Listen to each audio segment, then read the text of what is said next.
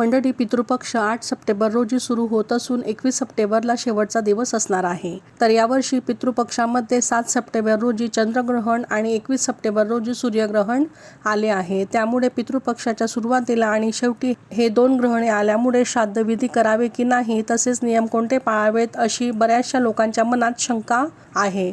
तर पहा, चंद्रग्रहण 7 सप्टेंबरला असणार आहे. ते रात्री सुरू होऊन दुसऱ्या दिवशी सकाळी समाप्त होणार आहे. त्यामुळे 8 सप्टेंबरला पहिली तिथी श्राद्धाची असेल, त्यामुळे ते आपण करू शकतो. त्यानंतर 21 सप्टेंबर रोजी सूर्यग्रहण आहे, पण ते भारतातून दिसणार नाहीये. त्यामुळे सर्व पितृ अमावस्येच्या दिवशी सर्व पितरांसाठी आपण घास काढावा आणि आपण जे नेहमी विधी करतो त्याप्रमाणे व्यवस्थित नियम पाळून सर्व विधी संपन्न करावेत. पितृपक्षामध्ये कोणते नियम पाळावेत, त्यासोबतच श्राद्ध कर्म कसं करावं, ज्यांना तिथी माहिती नाही त्यांनी कोणत्या दिवशी श्राद्धविधी करावा, याविषयीचा डिटेल व्हिडिओ खाली दिलेल्या त्रिकोणावर क्लिक करून तुम्ही सविस्तर पाहू शकता. श्री स्वामी समर्थ.